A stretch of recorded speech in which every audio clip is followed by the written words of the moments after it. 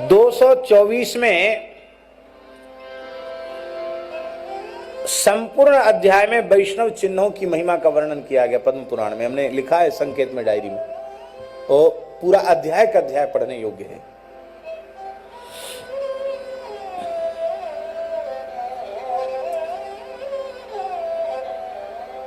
हम बड़ी विनम्र प्रार्थना कर रहे हैं, हमारी बात को अन्यथा भाव में आप लोग न ले जाएं। बहुत से लोग कहते हैं अमुक को भगवत शरणागति लेनी चाहिए, अमुक को नहीं लेनी चाहिए, ऐसा कहते हैं। ऐसे एक पक्ष ये है कि स्त्रियों को दीक्षा नहीं लेनी चाहिए, एक पथ है, एक मत है ना, ये भी स्त्रियों को दीक्षा नहीं लेनी चाहिए क्योंकि पति ही उनका गुरु है।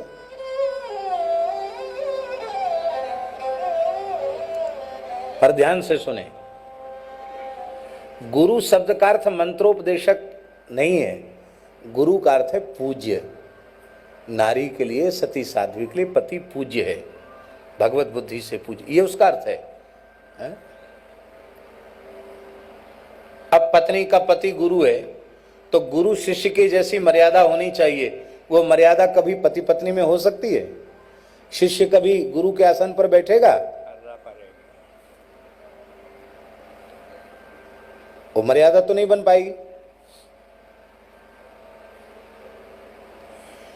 प्रत्येक शरीरधारी को भगवत प्राप्ति का पूर्ण अधिकार है, चाहे स्त्री हो, पुरुष हो, पुरुष नपुंसक नारी व जीव चराचर को है।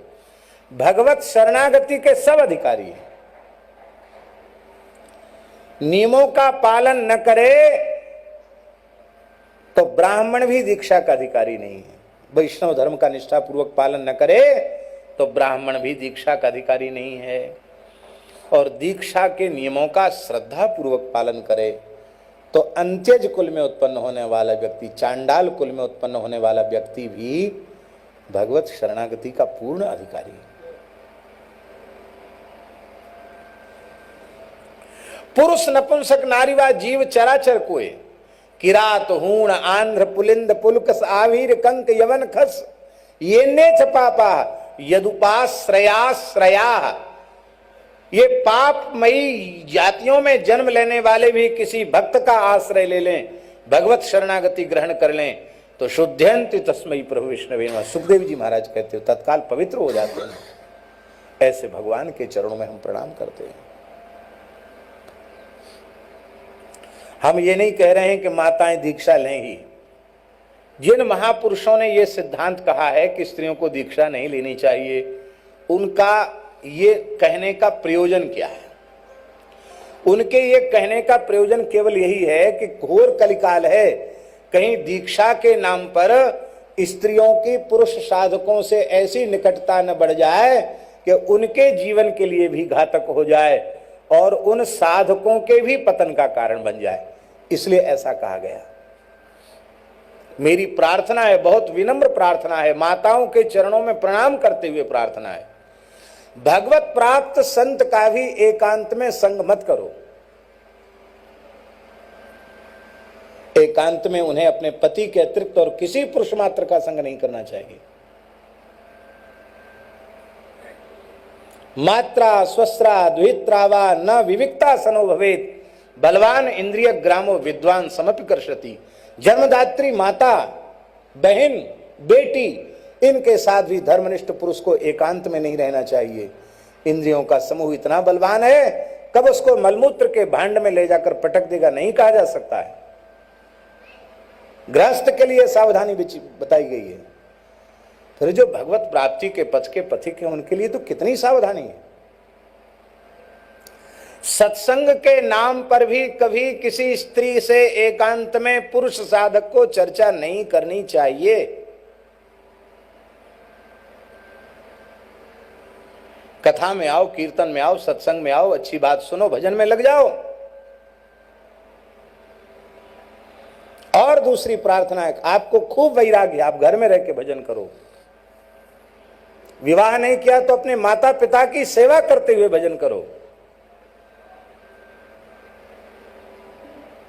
विवाह हो गया, अपने सास ससुर की सेवा करते हुए भजन करो, इसी से ठाकुर जी प्रसन्न होंगे। कि घर द्वार छोड़ करके बाबा जी जैसा भेष बना के घूमना, मठ मंदिरों में रहना, ये माताओं के लिए भी उपयुक्त नहीं है, और जो पुरुष इसका समर्थन करते हैं उनके लिए भी उचित नहीं। जय हो, धन्य।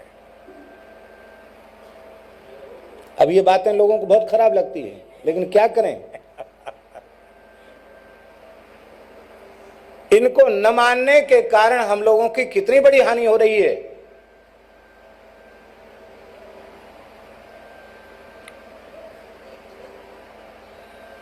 इसलिए पुरुष स्त्रियों की निकटता बढ़ करके उनका कहीं पतन न होवे, इसलिए महापुरुषों ने कहीं मना किया है। लेकिन अधिकार भजन का सभी प्राणियों को, वे किसी जाति में पैदा भये हो, ब्राह्मण हो, क्षत्रिय हो, वैश्य हो, शूद्र हो, ब्रह्मचारी हो, गृहस्थ हो, वानप्रस्थी हो, सन्यासी हो, ब्राह्मण हो, क्षत्रिय हो, वैश्य हो, शूद्र हो, अंत्यज हो, कोई हो, स्त्रियों को भी लिखा है। हम प्रमाण दे रहे हैं, आप लिख लीजिए चाहे तो। ब्रह्मवैवर्त पुराण के प्रथम खंड के 29वें अध्याय का श्लोक संख्या 1,